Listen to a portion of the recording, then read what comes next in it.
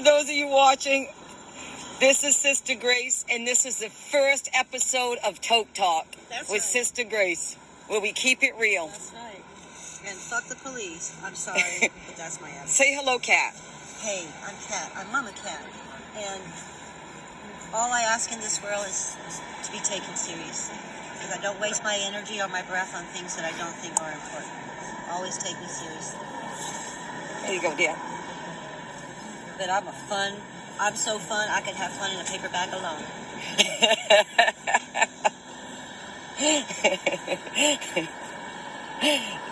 And this is her tent. It's cozy. We're sitting here on her sleeping bag, which I'm not in LA. I'm in is very tiny. the mountains. So, The swamp. That's because I have and this is outside. They're cooking food. Yeah, look at all that food. Cooking right over here. I'm wondering if it's a movie Look at all set. these homeless people. I'm gonna have to go over there and ask, cause I'm a curious sort. Oh, can we see your Can we see your sign? Can you tell us about the She Does? She does deserve to be protected, and she does deserve shelter. Out of 41,000 counted people on the streets of Los Angeles, half of those people are women and children. She does deserve protection, and she does deserve shelter. Thank you, Kat. Kat, what made you first get into activism?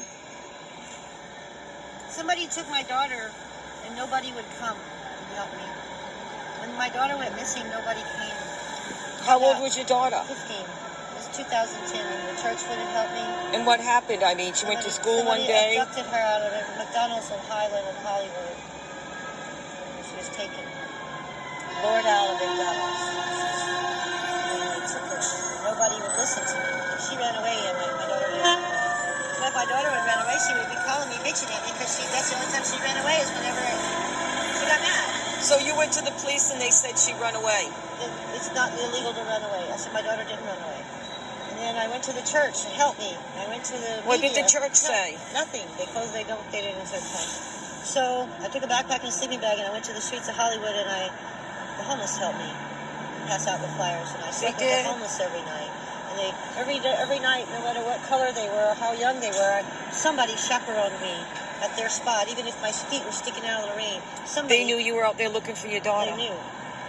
Every homeless kid, and still today, all those kids are my kids. They call me Mom. Those kids that helped me. That's how I became an activist. Because I said, I called and nobody came. So if you call, I will come. And that's how I became an activist. If you call, I'll come. I'll stand with you. I called and nobody came. But now they're all here. Because now LA Times is telling her life story. And my life story. And we're going to tell your life story here and Mackenzie's life story here on Toke Talk with Sister Grace. This is a whole new chapter. This is the good side. This is one of the good things we get to do after you come through the bad. You come through it. You make it. You got to make some change. You got to do things. I'm not happy unless I'm making big things happen. I'm a soldier. Once you're a soldier, whether you're a soldier of God or a soldier of the streets or a soldier for the homeless, you can never be less than a soldier. You can only be a better soldier. So you must evolve out here. You must educate yourself and learn how to be calm and ground yourself and learn how to speak without screaming. How do you do that? But there is a time to scream. How do you know the time? I don't know. I don't know. It just happens.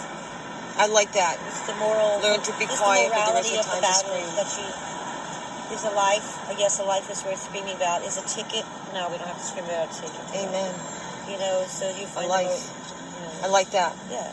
It's a ticket worth screaming about, no, but a life. A life is worth screaming about. Long, but if you're gonna write a ticket I like that. For a life, I'll scream at you all day long. If you're writing a ticket on my tent, you know. Amen. You know what I'm saying? Because there's a time and a place for anger. And no, you can't overcome hate with love. It's been proven. The art of war is really the best outcome of war is to never war at all. So it's hard because I'm an anarchist. And I was speaking. But because I will be the first one. I have a gas mask and a helmet. I will fight you in the streets. Mm-hmm. But I'd really rather not do that. Right. I would really rather we can have some dialogue. Because I studied the art of war. But you can't overcome hate. They say you can't overcome hate, but love only overcomes hate. But that's not true. When we're dealing with neo-Nazis, and that's not freedom of speech. That's not freedom of life. That's the biggest thing with anarchists. Or you won't let those white supremacists over there. Well, hate speech is not. That's not protected under freedom of speech. So there's anger there,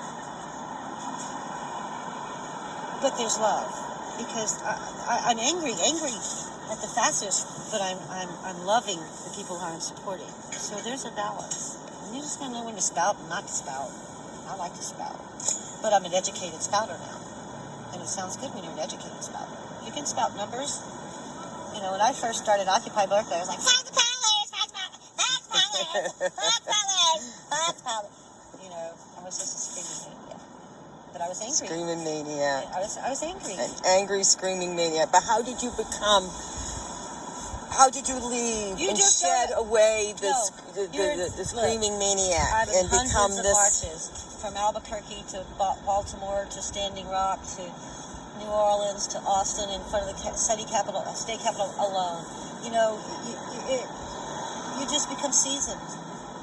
You just become seasoned. Well, that wasn't worth all that energy. I'm going to save that for my fight tomorrow. And I'm just an elder activist now. Like, hey, you want to smoke a joint? Smoke weed? That's smart. That's the international language.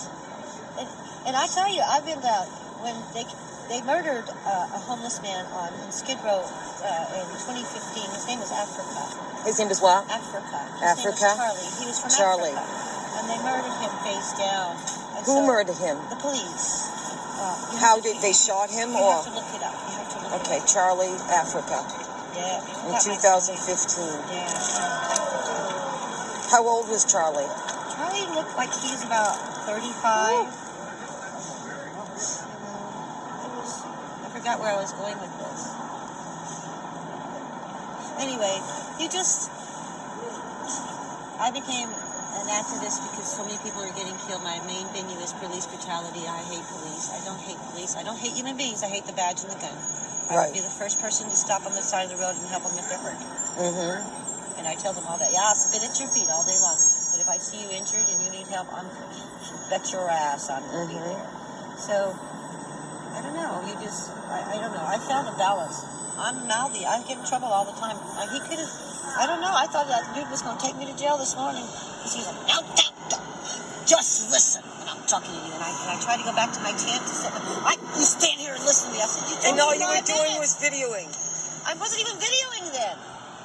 I wasn't doing nothing then. I was just standing there. You existed. And I was checking myself. I was like, did I do something? Did I? No, I never came out of my tent. I was packing up. It was hilarious. So, but you got to learn that, because that could have been an incident. That's like a Rambo moment. Yeah. So I was, yes, sir. No, sir. Absolutely, sir. Yes, I'm so sorry. I need to take lessons from you because I have a temper. It's not always that way. Most of the time I say, fuck you, you cockroach. I mean, I went out with this elderly gangbanger with my taser at 2 o'clock in the morning saying, either I'm going to take you out of here or the cops are going to take you out of here. I mean, that's in my flannel PJs, you can't do that. No, I got a temper, though, I've done it a couple of times. I'm like, I say I'm Al Capone with the Mother Teresa complex. I was over a bridge over there off the 101 by Union Station, and this guy come up to my tent. We had a problem on the block. It was his territory. So he comes in, but he looks in my tent. I'm like, bitch, you at the wrong fucking tent. I said, you're still talking. I got out my tent. I said, look, you wet back shark, big motherfucker. And he was like, And they're like, you're at the wrong tent, dude. That's not a cat. But I called him all these names, so we hugged. He gave me a watch when I left, a pocket watch, and he says, now when you leave here and you tell them you got more balls than any man we've ever met because you came after us. Well, I either had to make you think I was crazy or really badass. You know, but it's dangerous. You just gotta, you kind of go to a certain point and you gotta know when to not push it too far. Because I have been hit in the head, assaulted, doing this, working by the very people I'm advocating for. It's happened. I was extricated immediately. Within 2 hours, I had somebody drive from Ventura, bam, pull up on the curb and disappear. It can be, but you learn. It is the mountain, the gift of God.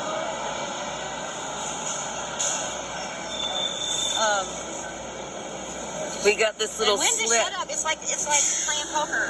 When to hold them and when to fold them. Oh, Kenny Rogers. Somebody that likes to smoke like I do. Cigarette? No. I gave that up in Yes, I know. I smoke cigarettes. September. It's my only vice. I have a chocolate martini like 3 times a year because they're like $16. I like a good chocolate martini. I didn't even know they existed.